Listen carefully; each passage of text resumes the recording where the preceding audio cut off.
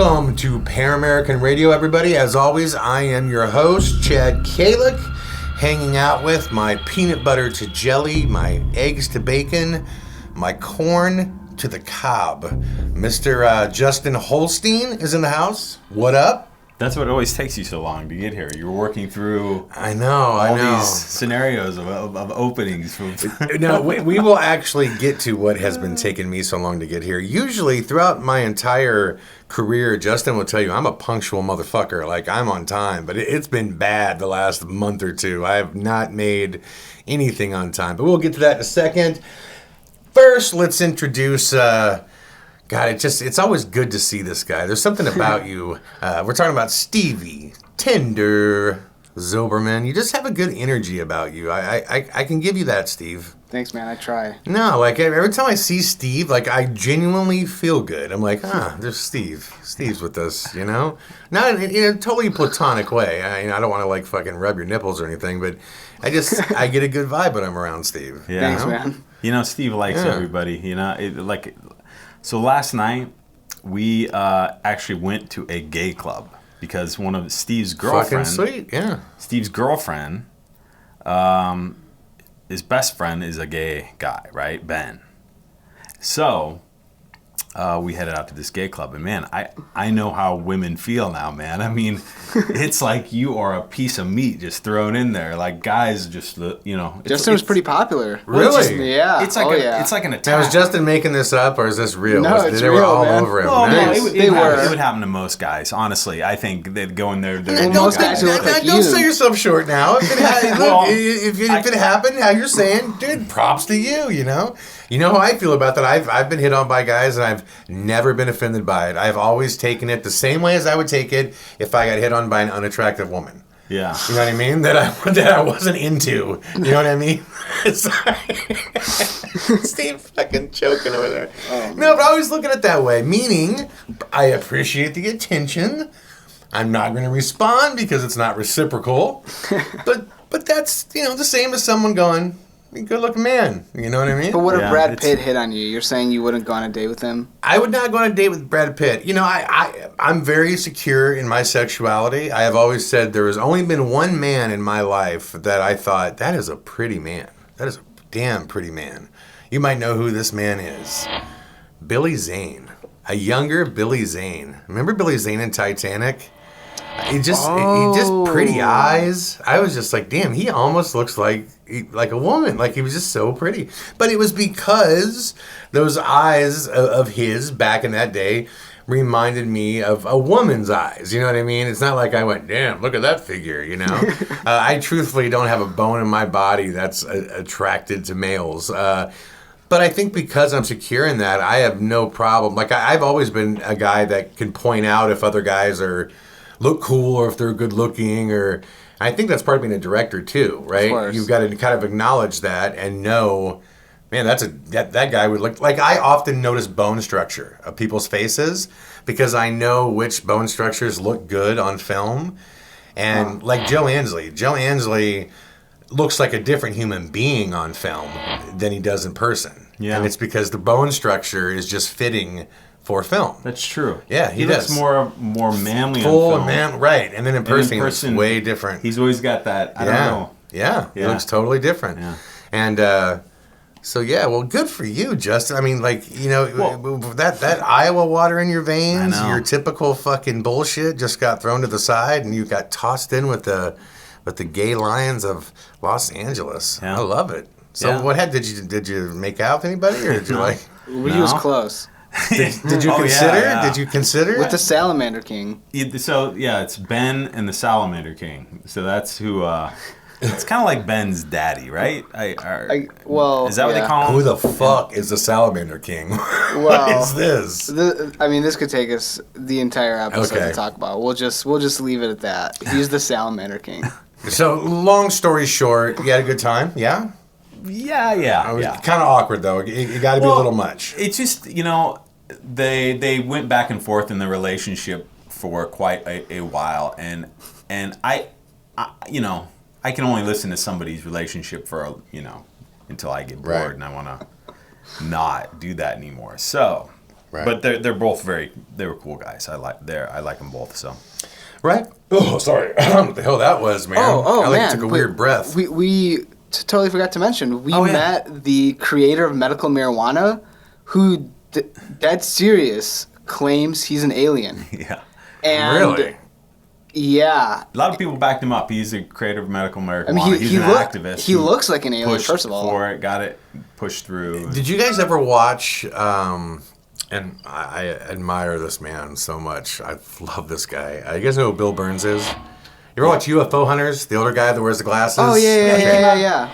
Didn't he come out to our event in San Diego on one of the... Yeah, well, Bill lived in Marina Del Rey for years, and his UFO magazine, he would literally drive around town with crates of it, hand delivering it, like old school distro himself. Well, he did the episode of Paranormal State, the Jersey Devil episode with us. Yeah, and I was a big part of that, pushing for him, because everybody was like, he's a UFO hunter. And I'm like, trust me, he's a guy he's a paranormal enthusiast. He'll absolutely have input on this. And working with Bill, man, out of everybody I've ever met in my life, the single greatest storyteller I have ever been around. The drives to set, we were like a good hour and a half away from the Pine Barrens. They went by like 5 minutes because Bill would fucking lock you in. I mean, he'd have you hanging on every word with these incredible stories that he had of mind-blowing UFO government shit. But the reason I bring this up is Bill believes himself to be a hybrid, little known fact, and he's dead fucking serious. He thinks he is a hybrid, a cross between mankind and an alien, part alien. Well, we all could be, for that matter. Of course, but there's a belief that there's separatists, that we are, right. There's ancient astronaut theory, which claims that we're all part alien, right? But I think the difference is ancient astronaut theory is the belief that we were hybridized. Well, one strand of ancient astronaut theory is that we were hybridized from monkeys, that they used that as the base to create human beings, which is why our DNA code is so close. And the other string of ancient astronaut theory is, yes, that we're just part alien, But yeah, Bill believes himself to be a hybrid. Wow. And it was pretty fucking crazy listening to him talk about why. And but God, what a transcendent man. I mean, to listen to him speak is like a fucking honor, man. I mean, I had such a good time on that case just because Bill was there. And he was one of the few times, when you have in your mind like some kind of, I don't want to say a hero, but somebody you're really kind of fascinated with. And most of the times they say you should never meet your heroes because they let you down, and that's so fucking true. Yeah. This is one of the rare cases where everything I thought about Bill was exceeded by a factor of 10, But yeah. Anyways, to get back to the reason that I've been late so much as of late, I'm going to try, guys. I don't know if he'll do it because it's kind of like crossing the veil, but I'm going to see if my new agent, Mr. Richard Super, I'm going to see if he'll come on the podcast, because what a unique, amazing guy. I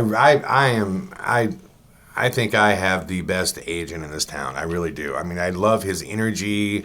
He is such a joking guy. He's just a force of nature, and you could feel it when you talk to him.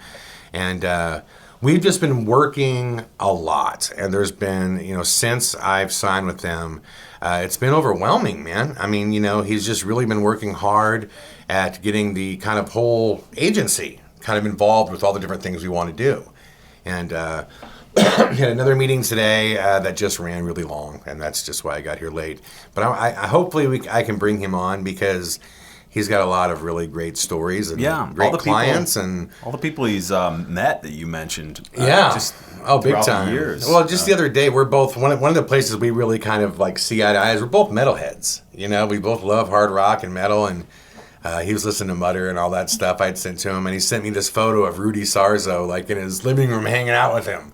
And Rudy Sarzo, if you don't know, he's the bass player for Quiet Riot, Whitesnake, so it's just funny shit like that, and but Richard's done an amazing job with a lot of people's careers and really kind of launched them. I mean, everybody from Artie Lang, Richard Lewis. I mean, he works with the Deadliest Catch guys. I mean, it's just across the board. The list really does go on and on and on. But I'm going to see, to our audience out there, I'm going to see if Richard will come on, because I think he'll be a spectacular guest. But having said that, man, just been working hard, editing, getting everything out there. I know you guys have been doing the same. What's new? Steve, when do you take off? The 19th? Is that when you bounce out of here? Coming up here pretty soon, right? No, 19th, I'm actually working the LA Marathon, but the 21st I leave, and it's the 21st at 1 a.m. So it's like the 22nd, basically. Yeah. No. Well, technically the 20th. Oh, so the 20th. Okay, so coming up here, yeah. So Stevie's traveling here pretty soon. Justin's heading home. Yeah. We were going to go do a South by Southwest jaunt to do some podcasts from there, because we're definitely going to, in the future, going to have some musical guests on the show. And the timing just didn't work out with the agency thing, and we just got a lot of stuff going on with the company right now. We're planning a massive tour for Sir No Face. I'm getting pelted in my social media with questions about Sir No Face. And I just want to say to everybody, I know we all want to see it. Trust me, we want to show it to you. Every screening that we've done with that film has been awesome. So, we know we got the goods, and those last tour dates, we did 17 tour dates last July with Sir No Face in the U.S., and then 3 shows in Sydney, which were all packed. And we know we got the goods now, so the plan is to roll this thing out around the world and to do it right and to go as big with it as we possibly can on multiple layers. So to those listening and asking about Sir No Face, that is what is going on. From what I understand, late April, early May, we'll be able to actually announce the tour and roll it out. So hang in with us just a little bit longer, and we will get that out there. So that's what I know. I know this weekend I'm going to cut together the footage from Callan, from us hanging out at his place. So I'm excited about that. And I think Brian mentioned me in his Dropping Knowledge thing I listened to today. It's so funny the way they, you were there with Brian. I mean, he was into this stuff. Yeah. Totally into it. And then he goes on his show, because it's kind of, he totally plays it down, you know what I mean? Oh, it's really? Like, dude, whatever. I got the footage. You know what I mean? No, he's funny. He was really cool. He was really nice to us, and he said a lot of great things about us, about the process and everything. But, the thing is to... Did he say anything about my hairstyle? No, he didn't. Didn't pull a joke about it. No, it was funny. They said something about when we came in. He talked about the fact that his dogs were weirded out when we came in. And he's going, well, listen, Chad's a big dude. A couple guys come in with all this equipment and shit. Yeah, I was wearing all black. Yeah, and he's like, no, I'm telling you, I don't think that was it. My dog was weird. And he starts, what's funny is the way Brian describes it. He was like, Chad basically, he sits down and he does his thing, and he's like, I need to hear a sound. Bang. And then Chad says, no, that is not good enough. I need to hear another sound. And it goes bang. He goes, and Chad says, nope, still not good enough. It has to be definitive. And he goes, and there's a third bang. And he goes, and Chad finally says, that is not enough. The house could be settling. It has to be definitive. And, Callan's going, listen, I shit you not. My lights start flashing and blinking. Flashing and blinking as they're saying, the batteries aren't working. And Brendan's going, so it's haunted then, right? And he goes, no, at the end of it, Chad says, you got nothing to worry about. And he's like, well, so I don't understand. So it's not haunted? I was like, I texted Brian and I said, dude, I did not say your house was not haunted. What I said was, I've been here 2 hours. There's a lot of weird shit in the world that's just unexplained. It would take more investigating. But I'm not going to, because your lights blinked and I heard some banging, I'm not going to say you got a ghost running in your house.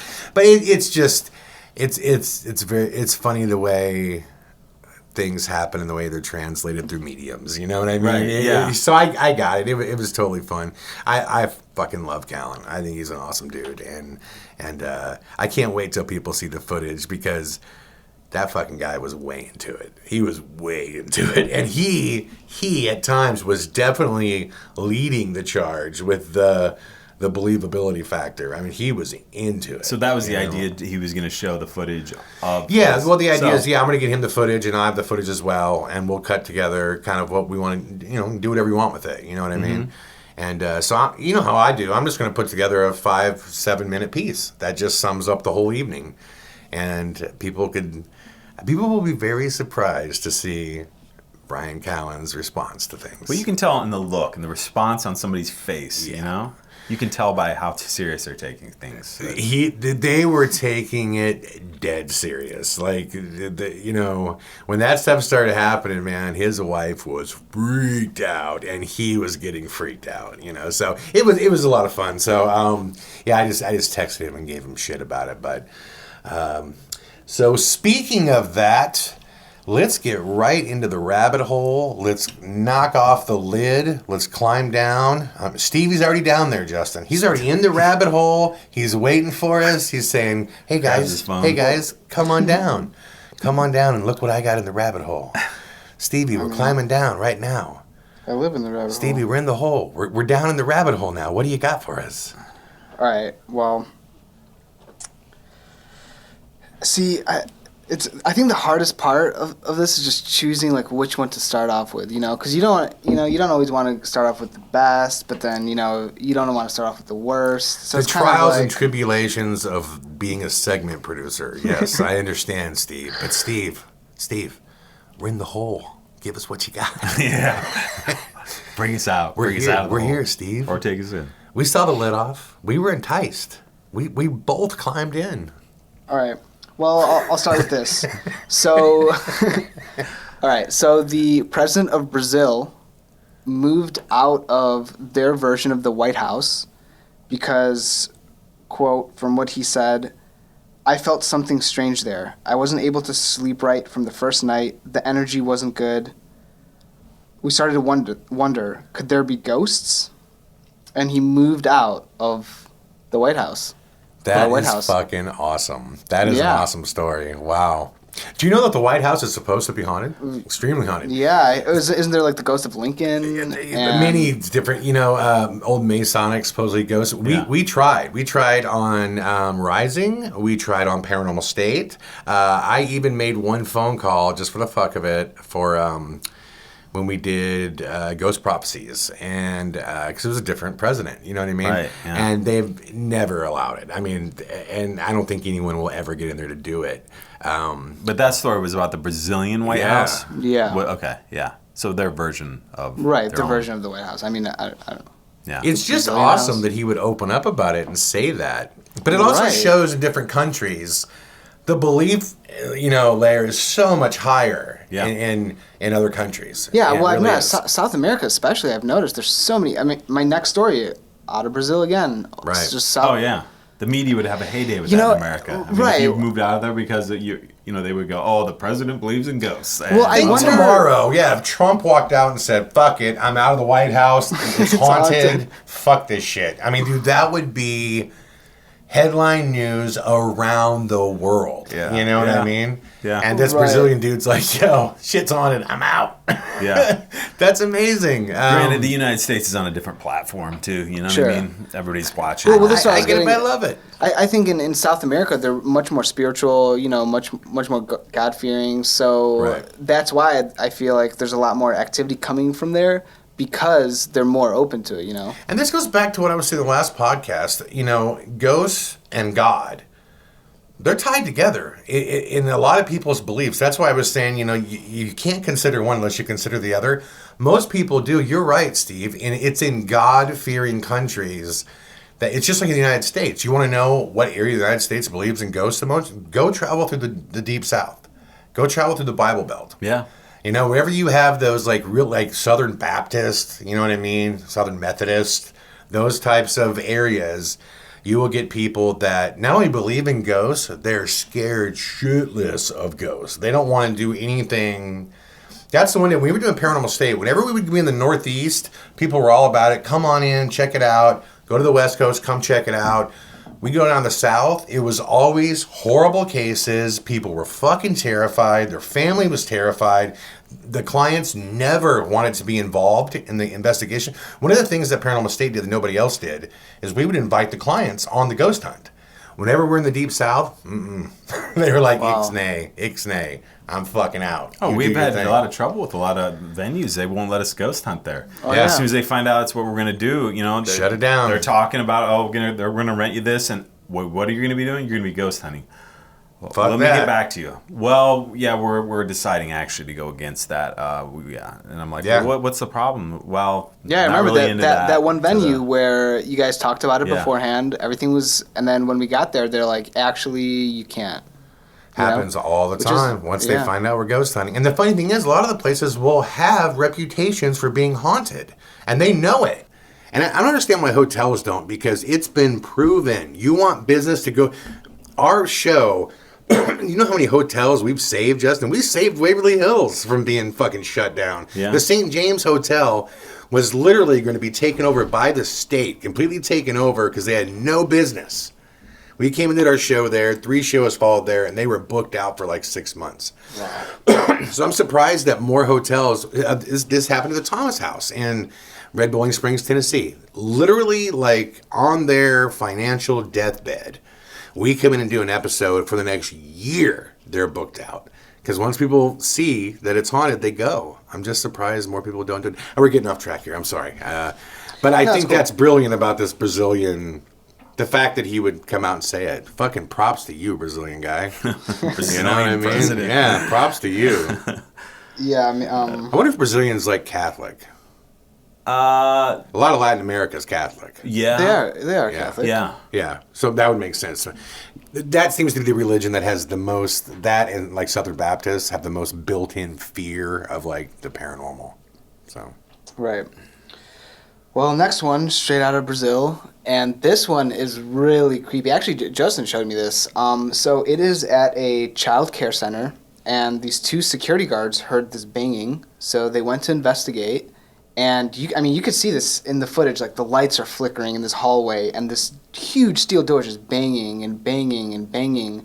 And my first thought was like, all right, if this video cuts off before they get to the door, clearly someone's on the other side banging it. But they walk right up to it, nothing there. It looks like straight out of a horror movie. Check this out, man.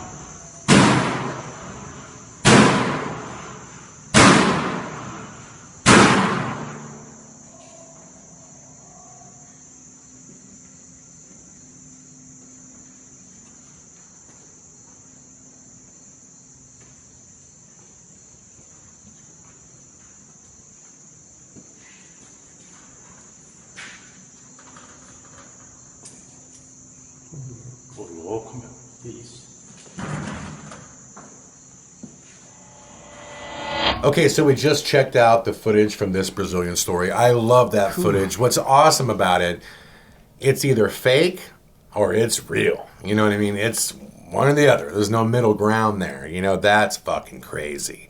That stuff gets me excited to ghost hunt again. Because I've been in situations where shit that insane is happening. And when it is and you're in the middle of it, you want to talk about your blood boiling. It is just like, oh, shit is going down,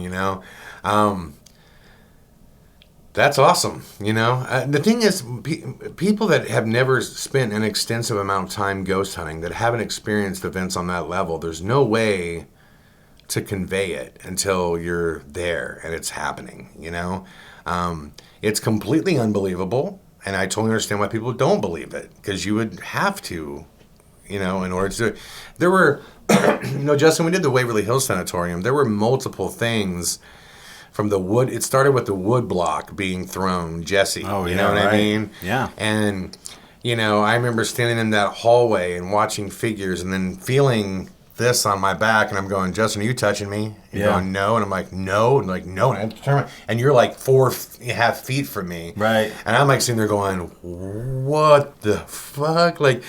Moog and I watched this blackness turn into like smoke and like bellow into each other. And he still talks about it today. Greg Moog's a friend of ours that investigated with us. We brought in a bunch of bands, basically. 10 Years was one of them. Jesse is the lead singer of 10 Years. Yeah, it was a documentary called Paranormal. It was our first one we ever made. And yeah, we brought in a bunch of our friends who were musicians, and they were skeptics. And the goal of the documentary was, okay, if you're a skeptic and you don't believe, let's see how long you last in Waverly Hills Sanatorium. And we just went in and locked everybody in. There were various skeptics. I said Jesse was a huge skeptic to the point Yeah. he was on a mission to make fun of this and totally blow it out. And he left terrified. Yeah. I mean, he was just like, dude, I get it. I've had enough. Right. Fucking get me out of I here. think that's the best, man. When you have skeptics go in and you experience flip something, them, because 180. because if you know what the opposite of I guess a believer. If you're Sure, a believer yeah, and you go in, believer, you right. know, like you'll see like a little thing and be like, oh, that's a ghost, or like this or yeah. that. But when you get a skeptic going, that's awesome. And you just man. flip them 180. Right. You know what I mean? Yeah, no, it's awesome. I would pay a lot of money to go investigate that. You know what I mean? If they put it on the block and you could bid on it, I would pay a lot of money. A lot of Yeah. times when That's people are badass. going out and investigating, that would be the ideal situation of the outcome of them. If they were in that similar situation of what happened that night Yeah. in Waverly Hills, Yeah.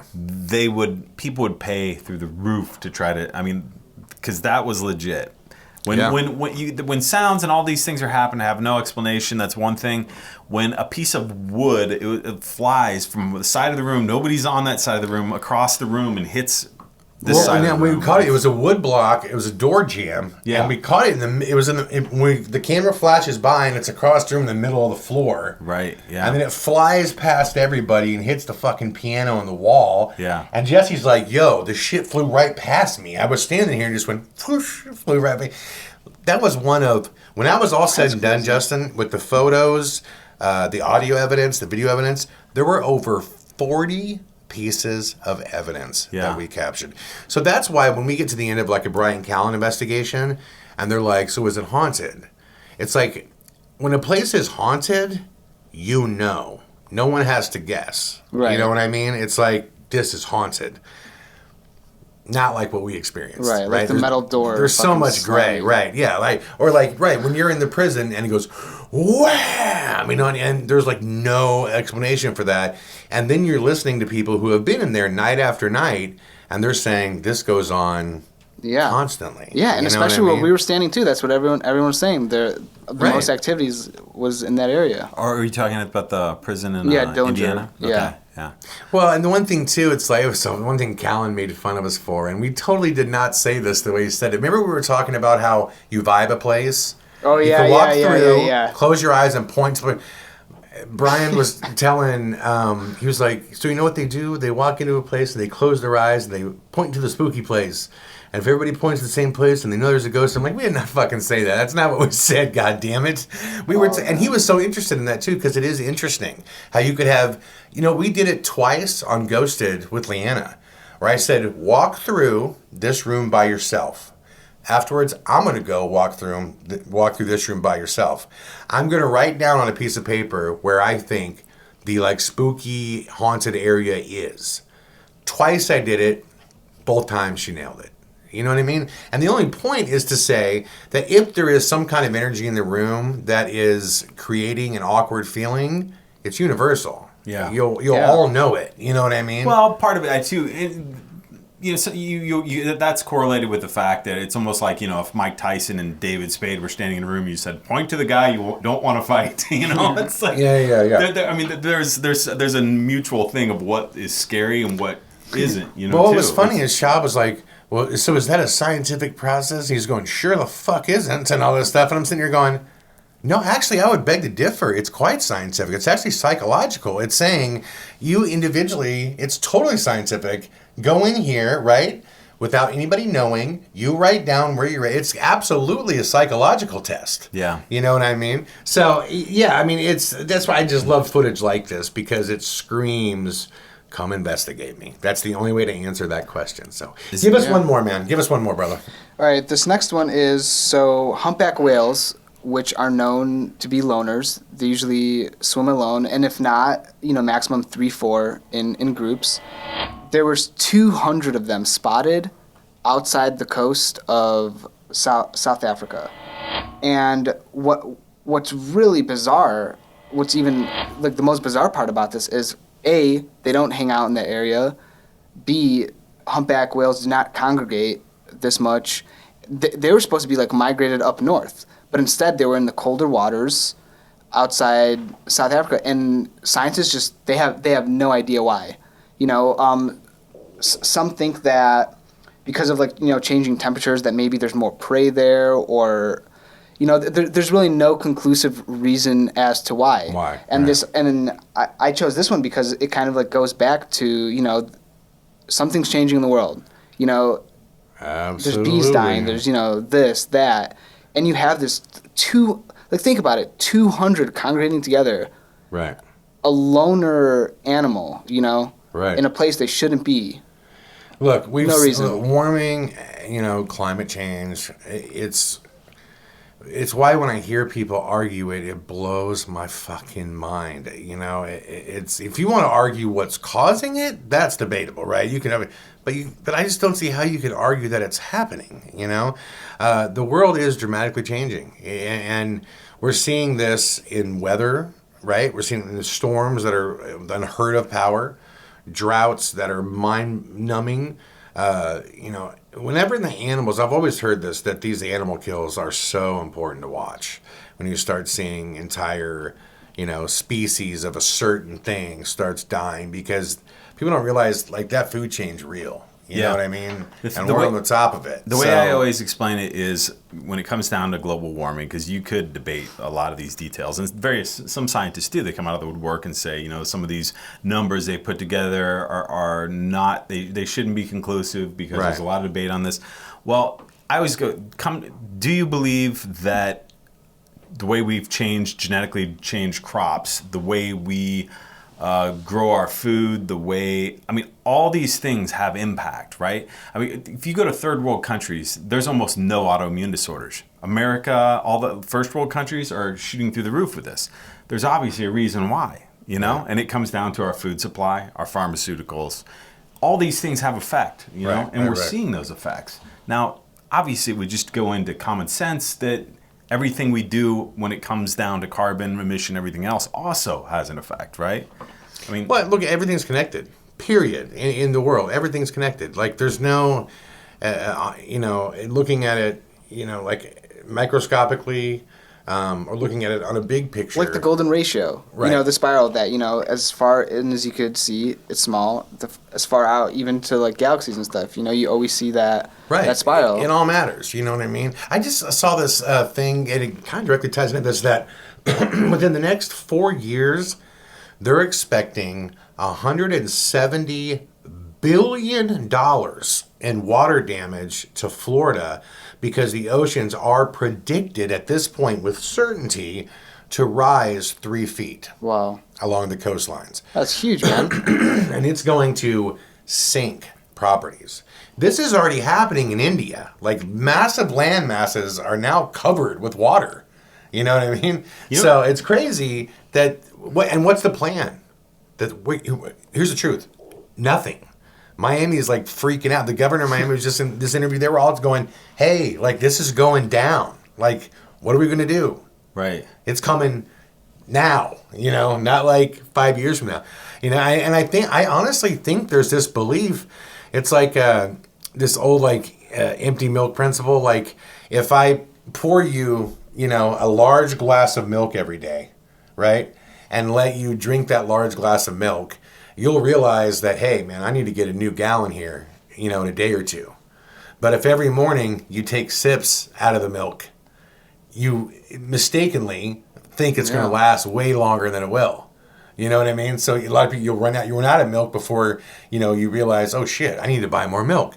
That's because you were taking sips, right? Not looking at the big jug. So I think that's going on in Miami. It's the water rised a 100th of a centimeter today. We're fine. It's but if I told you in a year it's going to be 8 inches tall, you know what I mean? The frog in the boiling water. Right. The odd part is there's a huge, a big part of the insurance industry. I just know this because my wife's in insurance. I would say the majority of people in the insurance industry are fairly conservative, right? Just by the very nature that they, count money, policies, etc. Mm-hmm. But if you want to see what the truth is, what's odd is a lot of them would believe what the talking points generally have been coming out of the Republican Party, right, about global warming, the questioning. But at the same time, they're putting out, because it's a reality. If you follow the numbers in Florida and a lot of these coastal areas, the premiums are going up, right? And it's because follow the numbers, you know. And then they, on the insurance websites, they will talk about global warming and everything else, which is so odd because so many of the people that do it don't believe in it, you know. Right. Yeah. I don't even. I mean, the truth is, I don't even think it's that they like don't believe in it. I think they know that a massive world, scale change would have to happen to stop it. So it's like clutching to these old school ways for as long as you can and trying to. It's just like that's why I hang on to oil for so long. Everybody knows it's running out. Everybody knows you have to have an so the oil barons do everything they can to clutch like a fuck. You know what I mean? Yeah. We saw with the music industry, right? When MP3 burning hit, everybody knew. It was just like, this is going to fucking decimate you. So what did they do? They just started firing them from the bottom up. You know what I mean? And trying to maintain the same building. Like Capitol Records, the first time everybody came out and said MP3 brand is going to decimate the business. In 3 years, it's going to be gone. Why the fuck would you not restructure right then? Get rid of your massive overhead. Get rid of the capital. But you know what I mean? Right. Because it's like, no, they just want to hang on to it. Yeah. And the thing with the weather, man, the weather don't give a fuck how you feel. You know, the world is changing, and this is a prime example of it, man. When animals start doing it, was just like those,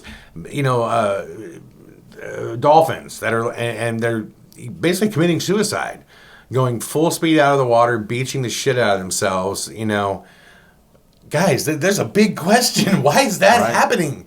They're running from their environment into another one that is certain death. Why? Right. And it's it's terrifying you follow stuff. the animals don't fake it. They're not trying to con you. They're, when they do something, it's for real. So yeah. There's a good line to go into break on. Animals don't fake it. That is the truth, man. Animals don't fake it. All right, guys, we're going to take a commercial break. When we come back, we will have current events, movie reviews, and more fan questions.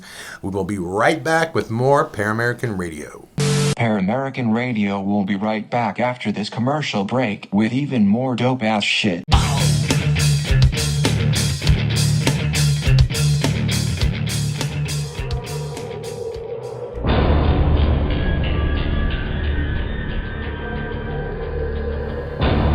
In a distant land where magic is as real as the rainbow, in a place where nature exceeds imagination, a paranormal investigative team led by a man named Craig Powell has captured something on film, something that will change the world. I have seen Sir No Face, and soon you will too.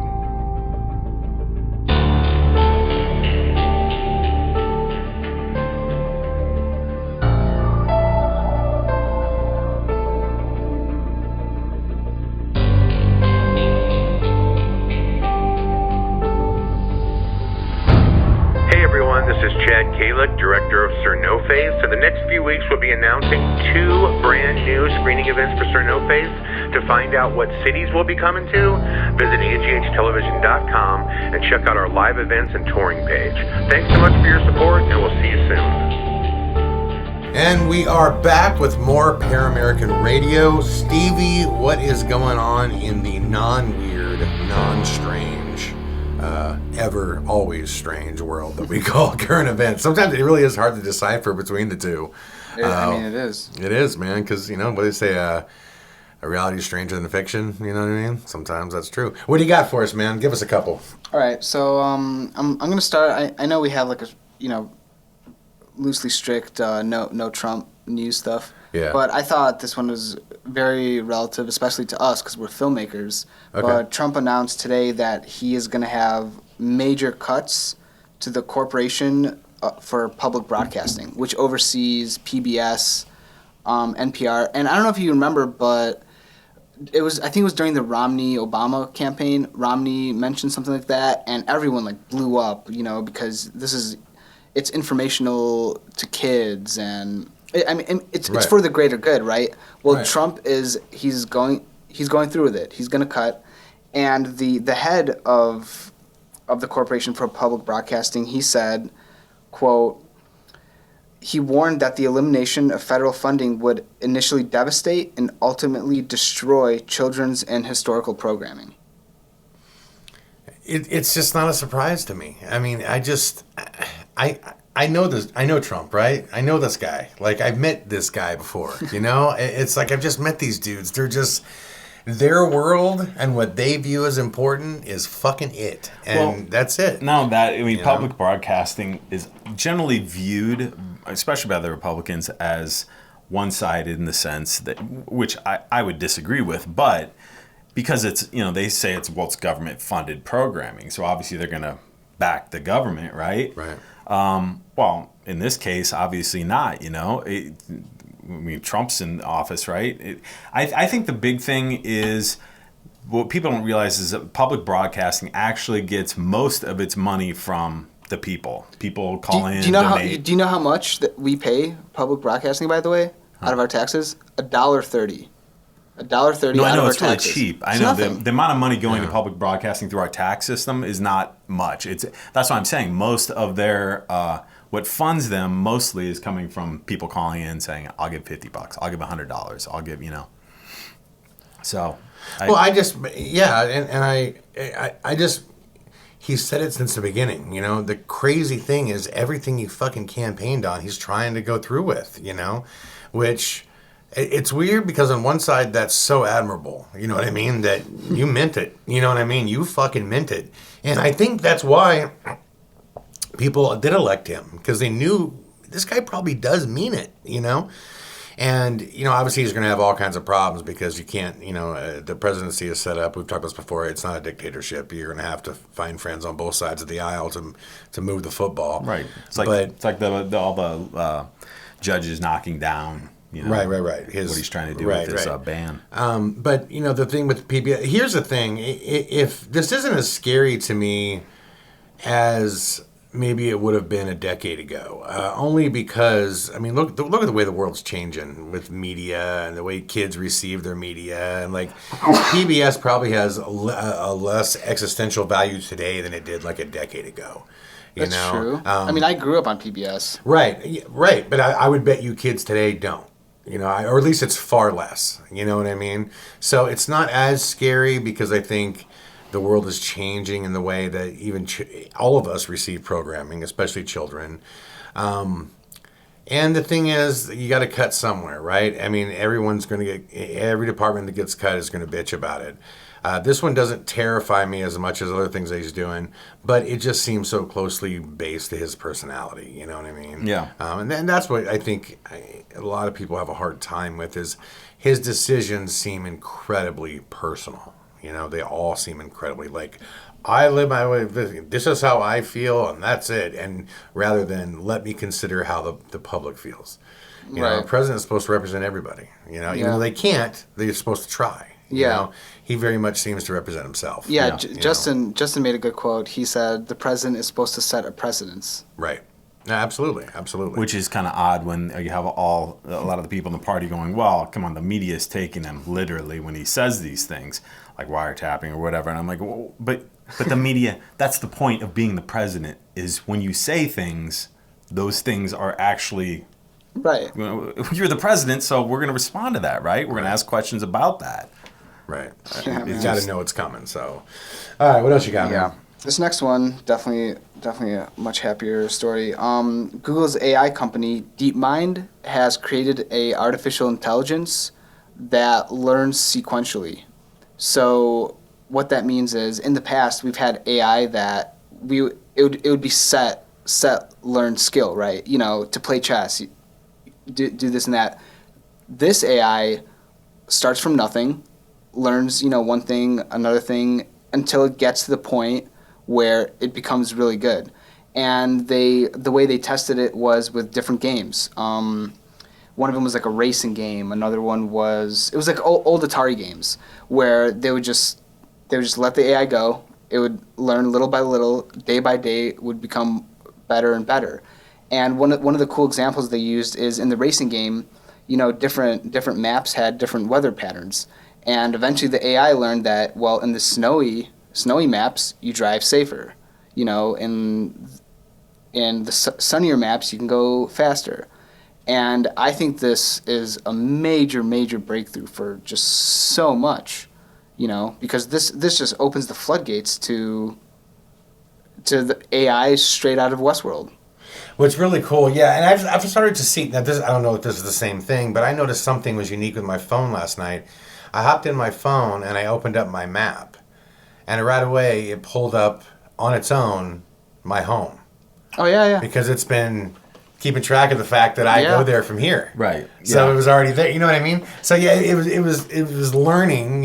What I do. I have a tendency to go. This is part of the thing that people get afraid of is the people that feel like Big Brother stepping in, right? 1984, or the book you were talking about. But these are the things we kind of want too, I mean, isn't it kind of silly? It's kind of like when you open up Uber, it knows all the places I go in town, so it gives me those options right away. Thank you, Uber. Instead of me having to go and find these every time, right? Well, the flip side is, like your phone is always listening because you can just go Siri. It's got to be on a cache revolving listening, right? So now imagine getting to the point where we have artificial intelligence directing. It's hearing what you're saying. And you're going, God, where did I leave that? And it automatically, Siri pops back and tells you because she's tracking your movement. You know what I mean? I just watched this movie, Why Him? Have you seen this? It's with James Franco and the guy that played Mr. White. And it's just this story about how this, a guy that owns a printing company, his daughter marries this billionaire rocker kid with tattoos that had a video game take off. Yeah. But what's cool is he has, I can't remember the name of it, it's like Justine or something. It's in his house, and his house is wired. And it's always recording, always doing whatever. Whenever he needs anything, asks for anything, like she's there. And he could bring up conversations. Like he'll be like, hey, Justine, remember when I was talking to Ed? Sure I do. Can you pull that conversation up again? Yep, here it is. Click, and it just goes on. You know what I mean? And it records everything he does in his life, and that's so not a joke. That's absolutely coming. That's daily convenience. But actually, what DeepMind's ultimate goal is, what they're working towards, is for this AI to solve problems like global warming, like pollution, like this and that. That is what they're working towards, and they even stated in the article. That's crazy.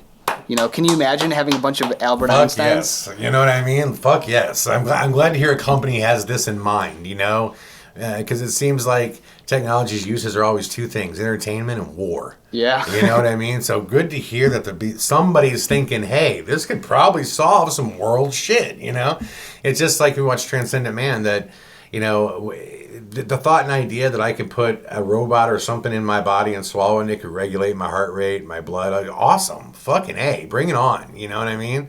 It's just good to hear that companies are doing stuff like this. That's badass, man. Right. So, cool, man. Sweet. Well, give us one more and then we'll jump right into our movie review. Yeah. This next one's it's interesting stuff. So this fertility life clinic in the UK, they just got the go-ahead to create the first ever 3-parent baby. And what they do is they take 3 different genes and they put it into the woman, and you have a baby that's not just the mom and dad, but with 3 different people. And what they're trying to ultimately achieve is they're trying to prevent inherited diseases that could be passed on through defective genes. Right. It's a MUT principle. Bring the strengths together of multiple. Right. Yeah. Okay.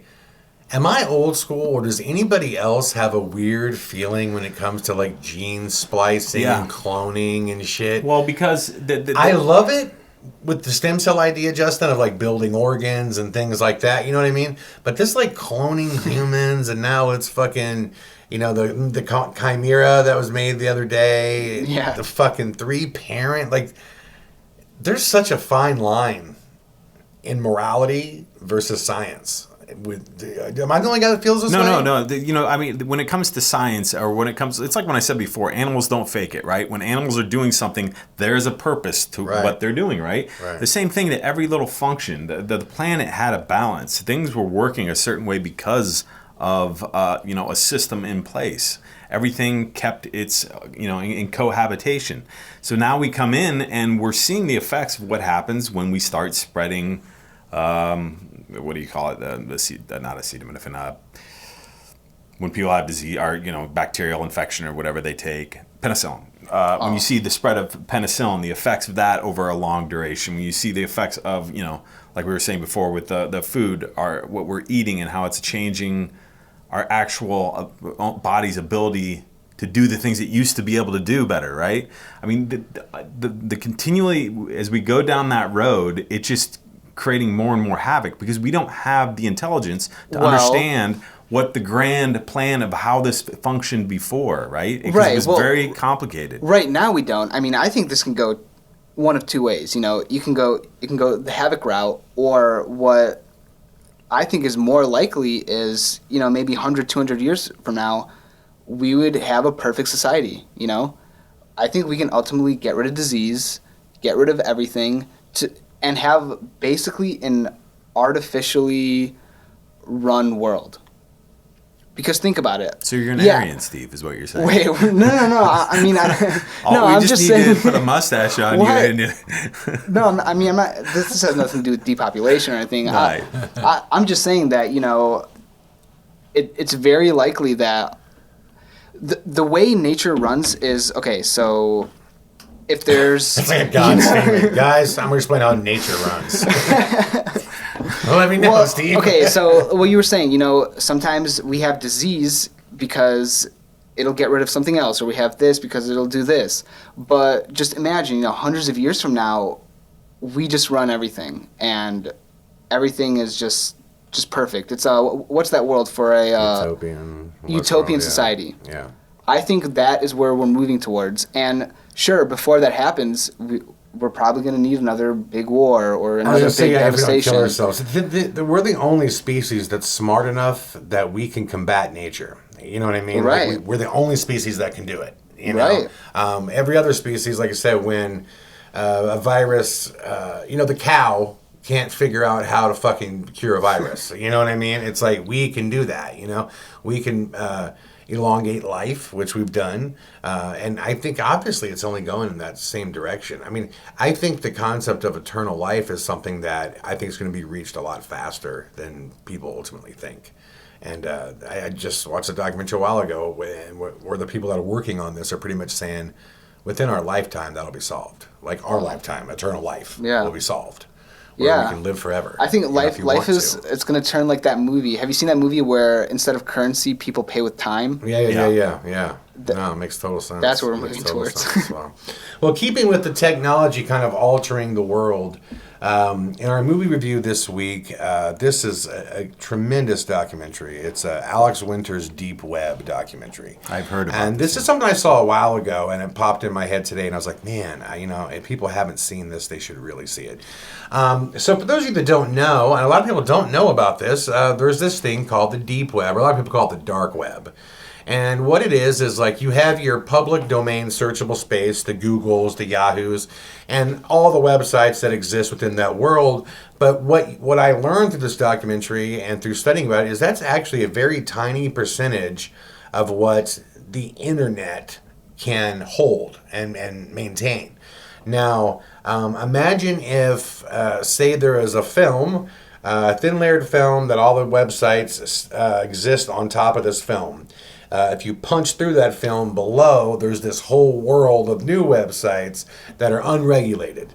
And they're ran completely off the grid by faceless, nameless people because they're using a browser that doesn't allow you to be tracked. Right. Okay? So what you have now is one of the rare and only true black markets to exist. And it's a worldwide black market. So it's a pretty simple process of how you get to the black web, but when the dark web, the dark web, sorry. But like all black markets, there are positives because you can get great products for great prices. But of course, there's also negatives. This is where disturbing porn is fucking sold. I mean, these are where theoretically, like hitmen are hired to do crazy shit. Drug trade. But that's what I'm basically getting to, is that what it is a self-regulated world. That's the fascinating side to it, is that, there's honor amongst thieves. You know what I mean? And this world has to learn how to regulate itself. So one of the first things that was created in this was this drug bazaar. It was called Silk Road. And I am telling you, it was like eBay for drugs. You literally show up, you get to the site, and it's just, heroin, crack, like everything, the purest form imaginable, and it's all run on Bitcoin. And Bitcoin is a now, worldwide recognized currency, which is a digital currency, that you can spend and not be traced who you are. You could spend it anonymously. So essentially what happened is that there was this website, opened up called Silk Road, and people were getting doing millions and millions and millions of dollars of drug sales every day. And they were just using, the world was literally just using the mail. The mail, the FedEx, UPS, our USP, United States Postal Office, and what they realized is someone did the math and realized that, like, if you take away, like, there's only like 2,300 postal inspector agents, period, that are hired, and the majority of them are spending their time on the big ports, right? When the ports come in, and they just realized that there's not enough people even fucking close to regulate the drug trade if everybody just uses, you know what I'm saying? Like, if everybody uses the Postal Service, like, 1 in every, billion packages will actually get snagged. And then, because as the laws are set up, you can't really do anything to the person because someone sent them a package. You can't prove shit. You know what I mean? So are there like characters in the documentary? No, so there's characters in the sense that they're interviewing like this main guy that worked for this magazine that followed the story since the beginning, and this guy infiltrated. Okay, this is what's really interesting. Silk Road was ran by a guy who went by the name of Dread Pirate Roberts. And what's beautiful about that name, if you know anything about where the Dread Pirate Roberts came from, that is from the movie The Princess Bride, in which the character of the Dread Pirate Roberts lived forever. And what you find out in the movie is that, whenever the Dread Pirate Roberts gets old, he passes it along to the next guy that becomes the Dread Pirate Roberts. Right. So it was set up from the beginning that either the guy who started it will either, get busted and pass it along, or he'll just get tired of it and move along to the next guy, right? So that's what they knew. And this original Dread Pirate Roberts was just very, very, very much an orator, very much speaking about the freedom, and that's what this was about, that we should be able to regulate ourselves. We don't need fucking government, a complete anarchist, nihilist system where we control everything, and that's how it should be. And many people started to just love this dude for this.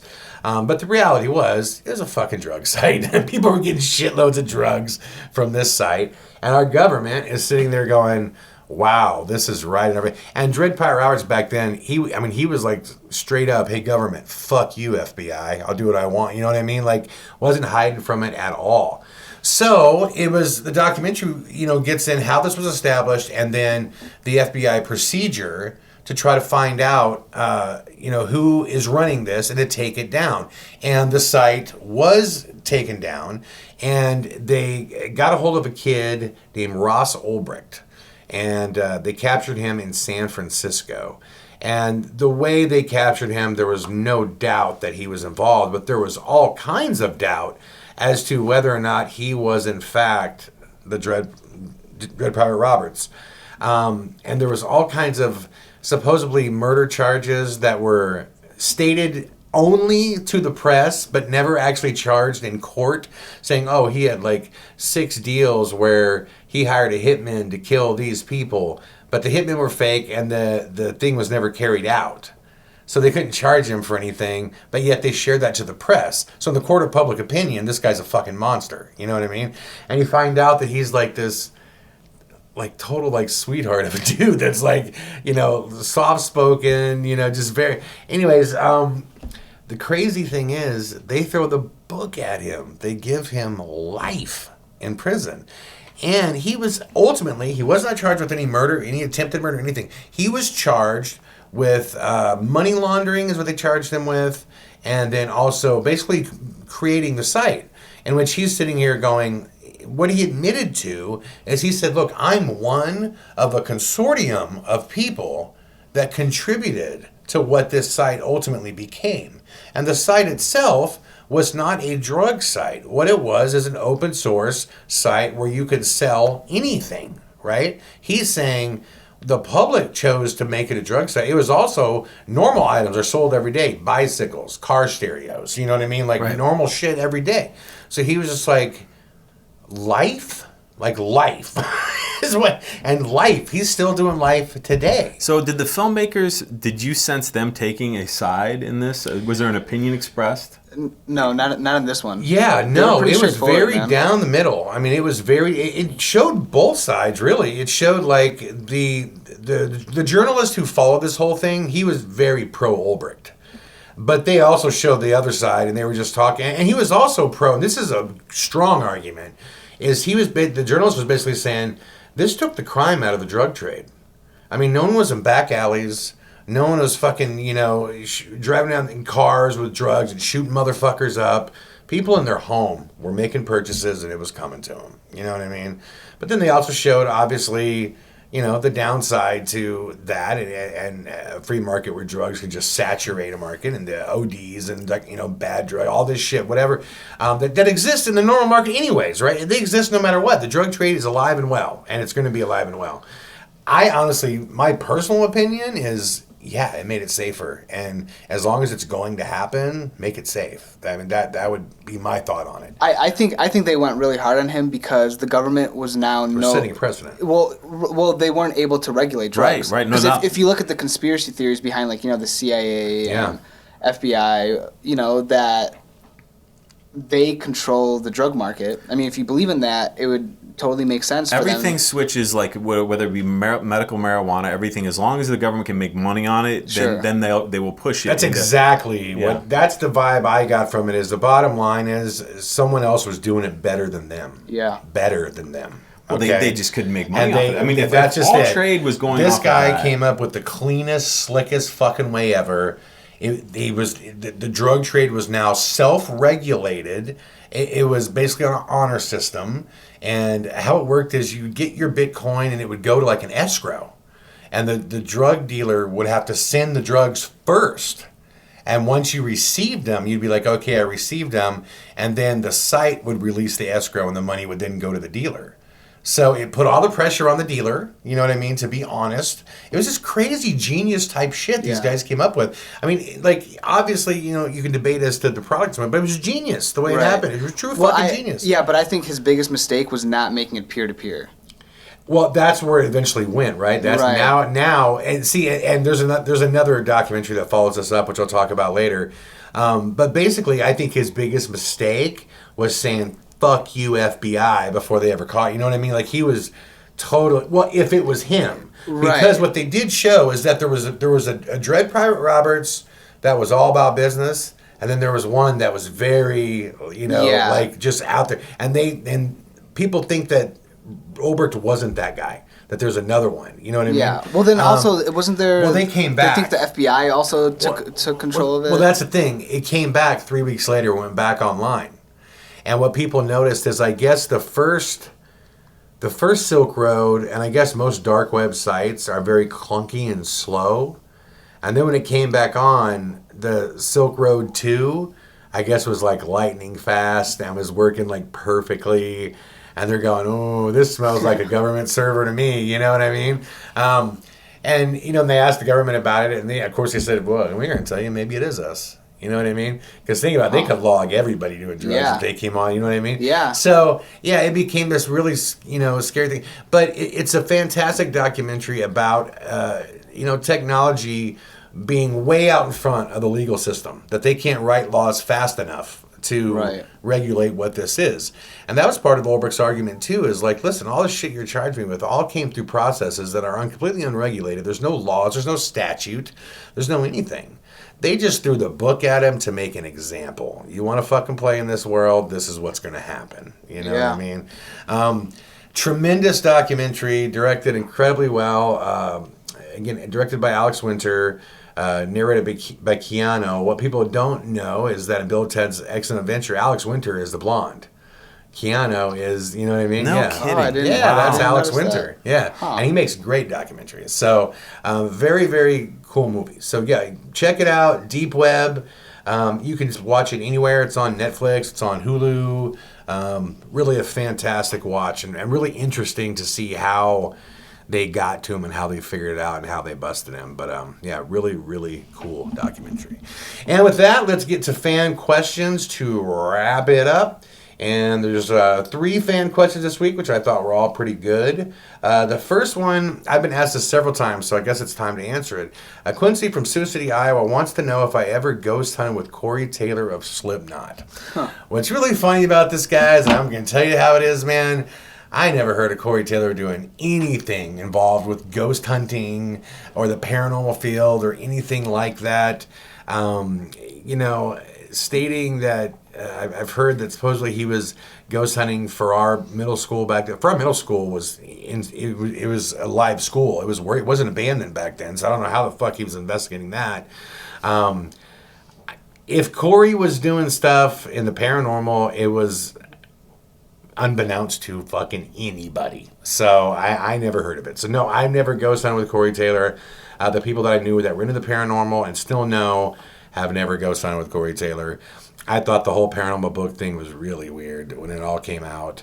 So I could see why someone would ask that question, because I have a history with Slipknot, which we could talk about a whole another episode. Long story short, they were a rival of my band back in the day, and I made a documentary on it that won a couple film festivals, which we will be releasing here in the future. But anyways, yeah, I never ghost hunted with Corey Taylor or Slipknot. Never knew him to be into the paranormal whatsoever. Really basic one here. Brenda from Nova Scotia, from the Scotia, wants to know what each of our favorite foods are. I guess my favorite food is... Fuck. God, that's hard. It's a hard one, but I guess, I don't know. I'm a simple dude. I'm like, I guess a good slice of pizza. I don't know. Yeah. Simple enough. It depends, I guess. I've had some amazing dishes of things I haven't, I wouldn't have ever eaten before, but depending on who's cooking it, if they know what's going on. Well, that's the thing. Like, I've been to like stupid, huge Asia de Cuba, and I had caramelized braised duck, and it was amazing. But is that my favorite dish? I don't know. It's my favorite dish. You know what I mean? When I think of favorite, I think at any given time, what can I eat and be like, that's good. Oh, sure, right, yeah. Like a common thing around pizza. Home? Sure, like pizza, tacos, whatever, Mexican food. Yeah. But the red rockfish at Duck City in the Quad Cities. Yeah? That's it. The red rockfish. Wow. What's your favorite food? A lot simpler. I mean, I feel like I'm really good at answering these questions. Sushi. Any raw fish. Hands down. I was born at a port town. It's my mom's favorite fish. Yeah. I love anything fish, anything raw. Yeah, I like pizza, and for snacks, I like pizza rolls. You know what I mean? Pizza's just good. I mean, I used to be a burger and fry guy, but like as I get old, like I just realized how bad ketchup is from you, and I used to just eat gallons of ketchup on shit. Oh yeah. And I don't barely even eat ketchup anymore because it's so bad for you. Ketchup is the only condiment that has every single one of the different tastes. Like the sweet, salty, whatever. Makes sense. Every single one. It's the only one. Most of that stuff we mentioned too is also really bad for you. And pizza's pretty bad, man. Yeah. It's like, dude, I didn't realize it until I had to start doing this calorie counter thing I did with Dana for like a few months. Oh my Lord, dude! Because like you were like, oh, I still got a lot of calories. Pizza kills it all. Yeah, man. Well, you have dairy, carbs. I mean, it's like you're out of calories by eating 3-4 pieces of pizza. Yeah. Yeah. They also say pizza is actually a good breakfast meal because it represents all the different groups and everything. But last question, Mike from Shaker Heights, that's in Ohio, wants to know if I'm the same Chad Calek that directed the Mushroomhead Simple Survival music video. Justin was the DP on that. Yes, I am the same Chad Calek that directed that video. That was one crazy fucking shoot. It was this old... They said it was a nunnery at one point. When you watch that video, you'll see that they're in this room with all these tiles. That was an old kitchen, and it was like 5 stories up in this place. And there was this narrow, like, stairwell, and his band, his crew, they drug every bit of that shit up there and set it all up. And we were shooting that on multiple takes. I mean, that was a crazy shoot where those guys busted their ass. And man. you know, that was most fascinating to me was getting to know the band and how that band ran. Like Skinny, it was like the general, and here's what we're doing. Boom. Yeah. Everything went in action. And man, it was like a small military operation. It was. And those outfits they wear are like so hot. Like, you know, they wear the mask and the whole big thing. And it was 100 degrees that day. I mean, it was so hot that day. Then inside the building, after carrying all this shit, I mean, they would take off their masks after each take and just water would just drip from just sweat, you know? And they were partying the whole time they did it too, you know? They were using multiple substances as they were, which probably helped them get through the fucking day because it was hardcore. Yeah. That was one of the more fun music videos that I've ever shot. I knew as we were doing it, it was going to be really good. That was one of those ones where it all came together exactly how I wanted it to come together, and I could see it in the footage before we left. And that video has maintained the test of time, man. Multiple millions and millions of views of that video on multiple video sites, and it was also on the Haunted Hill, the House on Haunted Hill movie. It was in that. It was on that DVD. What was the name of the song? Simple Survival. Simple Survival. Yeah, check out that. It's a really cool video. And the idea was they brought me in to do something. I wanted to do something totally different. I wanted to make like a short, because they dress up, like, you know, so I wanted to make a short horror film. But I wanted to like bring something unique to it, so I totally took like one of the most terrifying films to me as a young kid was Willy Wonka and the Chocolate Factory. Just everything about it's creepy to me. Yeah. So I wanted to bring those types of colors and that kind of vibe to this short horror film, and it worked out great. It was one of my favorite videos ever, and it was the first one. It was the one that made me kind of like step away from music videos because it became the most requested video on Headbangers Ball, which was a long-time goal of mine.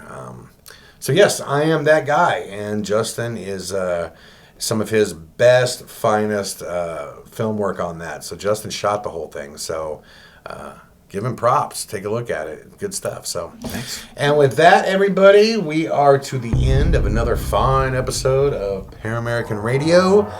Justin and Stevie, say goodbye. See you later. Hasta luego. We will see you all next time with more Paramerican Radio. Peace. Paramerican Radio.